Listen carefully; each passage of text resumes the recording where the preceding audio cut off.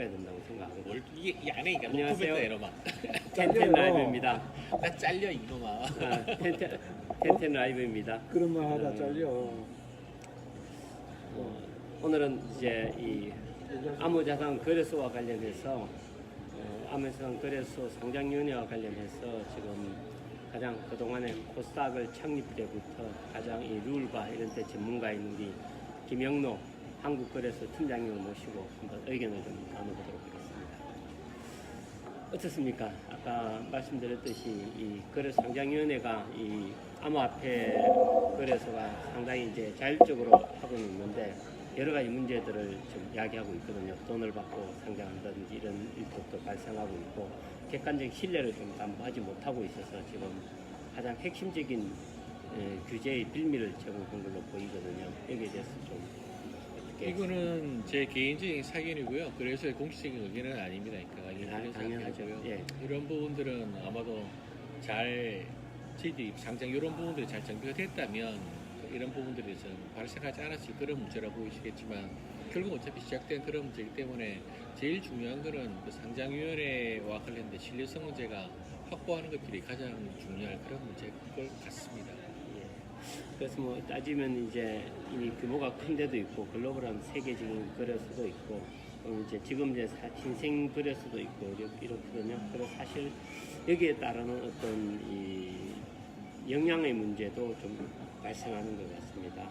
그래서 사실은 이제 객관화시킬 수 있는 객관적인 신뢰를 얻을 수 있는 그 상장의 원칙을 정하는 것도 되게 중요하지 않겠나 이런 생각은 드는데 뭐 옛날에 코스닥 상장 규정 같은 것들을 뭐 룰을 만들어 보였던 입장에서는 어떻습니까? 그 정도 보시면 뭐 어떤 측면에서 말씀을 하시죠? 그러니까 이제 이 상장에 대한 이제 시장마다 이제 뭐 사실은 이제 상장의 기준이 다를 수는 있는데 다를 수 있죠. 예 그런데 이제 지금 현재 우리 그 암호화폐 거래소는 이제 그런 문제 정도가 아니고 아예 가장 기본적인 어떤 룰의 이제 구제 이런 식이 그러니까 이제 룰이 그때그때 바뀔 수 있다든지 룰 자체가 문제가 된다든지 이런 문제거든요. 그래서 거기에 따르는 어떤 룰 메이킹의 문제들 이런 것들에 대해서는 좀 중요한 것들에 대해서 혹시 의견과 이런 것들 한번 짚으시면 좋을 것 같습니다.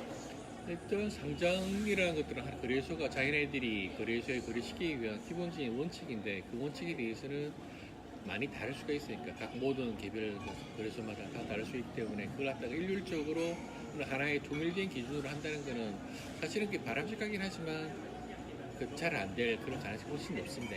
그래서 이런 부분에 해가지고 새롭게 상장위원회라는 곳에서 그 부분에 대해서 하나의 안을 도출하고 그걸 운영하는 것에 대해서는 뭐 나쁘지 않다고 생각하지만 그것이 반드시 뭐 바람직하다거나 아니면은 맞다라고 보기 힘든 측면도 있습니다. 그래서 개별적인 사항에 대해서는 제가 뭐라고 말씀드릴 수는 아니고 뭐 상황상마다 그 부분들을 특히 봐야 될 그런 문제 같습니다. 예. 뭐 그렇다면은 뭐 사실은 단기적으로는 이제 상장 규정에 따르는 가장 기본적인 체크리스트 같은 것들은 좀 룰을 만들고 그리고 이제 그런 것들은 아마 어느 곳에나 적용될 수 있는 가장 기본적인 룰이라고 생각하고 이제 상장위원회는 사실은 이제 또 다른 문제로서 이제 위탁의 업무 위탁의 문제 또는 이런 문제이기 때문에 사실은 이제 개별 거래소의 선택에 따라서 이제 달라질 수도 있는 이런 문제라고 보이시는데 어떻습니까? 예, 맞습니다. 그런 부분들을 자율 규제 측면에서 보게 되면은 방금 말한 것처럼 거래소에서의 자율 규제의 중요한 부분 하나가 상장 업무인데 그 업무에 대해 가지고 개별 거래소가 하는 게 아니고 다른 별개의 상장위원회에서 그 업무를 담당하는 거기 때문에 그 업무를 위탁하는 측면에서 보게 되면은 그 위탁을 받는 그 상장위원회라는 곳이 굉장히 신뢰성이 있어야 되고 그 부분에 대해서는 상당히 담보가 되어 있어야지만 가능한 그런 문제거든요.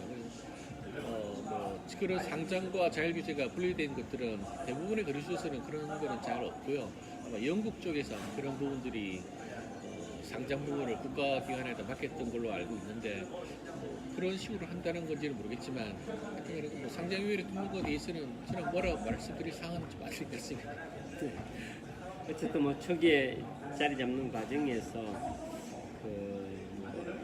사실은 이제 신뢰성을 갖는 위원회를 구성하는 것은 되게 중요하고 다만 이제 제가 보기에는 이 상장위원회가 그렇게 모든 것을 다 하는 건 아니지만 최소한 예를 들면 이제 거래소에서 적정하다고 생각해서 자기 자율적으로 판단해 올린 것을 받아서 제한된 내에서 룰로 객관적인 룰이라든가 객관적인 상황을 점검하는 측면에서 검토를 하는 이런 식의 역할 분담도 생각해 볼 수는 있거든요. 예, 맞습니다. 상장위원회는 어차피 이게 하나가 끝나는 상장을 끝나는 게 아니고 상장을 계속적으로 유지하기 위해서 필요한 조건들이 있는 그런 사항들이고 그런 사항들과 계속적으로 연관되는 하나의 복합적인 그런 해결을 해야 되는 기관이거든요. 그러다 보면 그 부분들은 단순하게 뭐 상장만으로 끝나는 게 아니고 공시라든지 아니면 더 나아가지고 또 시장 규제라든지 예를 들어 사업 불공정 거래에 관련된 그런 사항을 좀 해야 되는 건데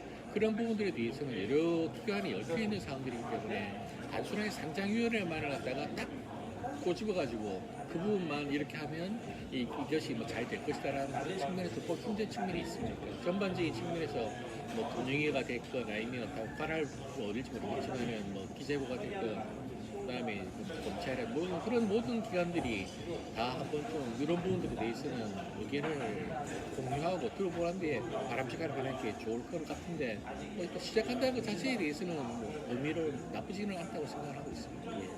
지금 이제 전 세계에서 이제 입법을 한 나라가 유일하게 몰타이거든요. 몰타에서 보면은 그래서 익스체인지에 대한 이제 서비스 이제 그 라이센스와 관련된 것들이 그 자격 요건이 나와 있고 이긴 해요.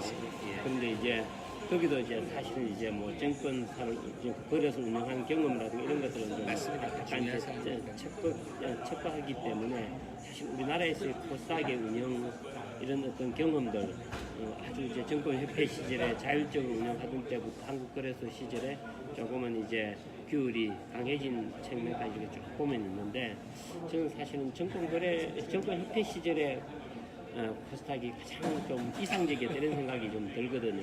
그런 측면에서 이제 여기 우리 암호화폐 거래소가 어떻게 앞으로 향후 뭐 발전해야 된다든지 또는 그러한 신뢰를 지키고 시장을 좀 조성하기 위한 활성화시키기 위한 좋은 어떤 기재가 돼야 되잖아요. 그 뭐 그런 측면에서 한마디 좀 말씀해 주시죠. 예, 뭐 그런 측면에 여러 가지 있을 수 있습니다. 그러니까 그런 코스닥 시장에 대해서 예를 선생님께서 말씀 잘 주셨는데 처음에 증권협회에서부터 시작해가지고 다 코스닥 시장을 만들고 다시 한국거래소 통합되는 상황에서는 어느 것이 맞다고 사실은 보기 힘든 측면이 많습니다. 각각의 부분에 있어서는 일장일단이 있다 보니까 그런 일장일단은 어느 것들은 예를 들어서 협회 쪽에서 할 때는 자율적인 측면이 굉장히 강했지만 또 이제 뒤에 이제 불공정 거래라든지 규제와 관련된 그런 부분들은 약간 좀 예배한 부분이 있었고 그다음에 뭐 코스닥 시장도 마찬가지지만 한국 거래소가 오게 되면은 제도권의 시장 내에서 오게 되면은 상당히 제도적으로 잘 완비가 되고 그리고 그에 따라 가지고 규제라든지 그런 측면들이 잘 이루어졌지만 또 한편으로 보면 규모라든지 그런 덩치가 크다 보니까 뭐 시장이 원하는 그런 부분에서 잘 열심히 하고 있겠지만 안 맞을 수도 있는 그런 측면이 있기 때문에 뭐가 맞고 안 맞지는 잘 모르겠습니다만 이 부분에서는 제가 좀 이 이상으로 좀 말씀드리기가 좀 곤란한 측면이 있네요. 네, 알겠습니다.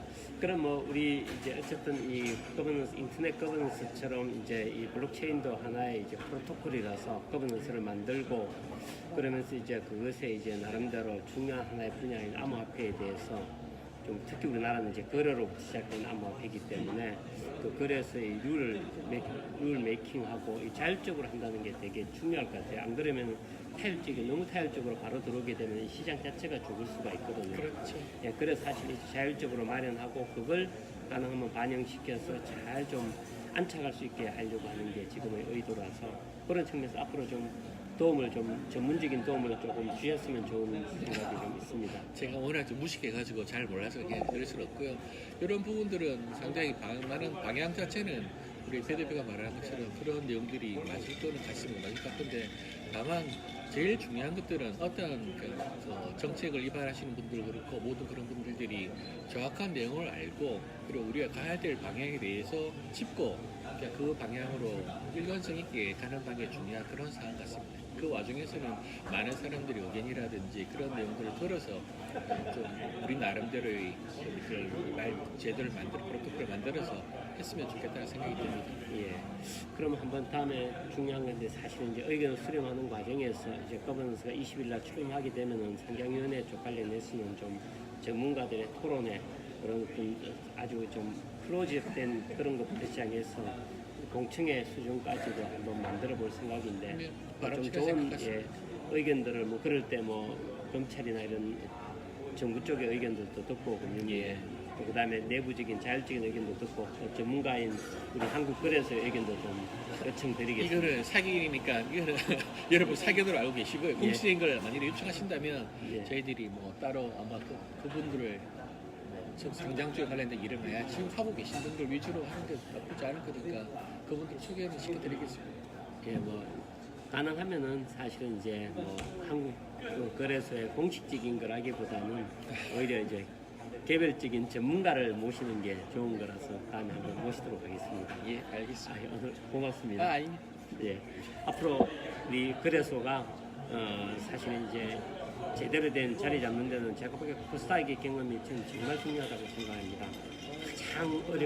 가장 작을 때부터 이 지금까지 세계 2위 시장으로 성장할 때까지 혁신 시장 2위로 성장할 때까지 그 경험을 공유하고 있는 우리 김영호 팀장님에게 오늘 좋은 의견 구했습니다. 너무 고맙습니다. 아유, 아닙니다. 여하튼 여러분들도 그런 것에 대해서는 생각해 주셔서 감사하고요. 코스닥 시장도 뭐 유가증권 시장, 시장 다 마찬가지지만 증권 시장에 대해서 많은 애정을 가져주시기 바라겠습니다. 감사합니다. 예, 고맙습니다. 오늘 텐텐 라이브 그럼 마치겠습니다. 내일 뵙겠습니다. 감사합니다. 오늘은 한국거래소에서 보내드렸습니다.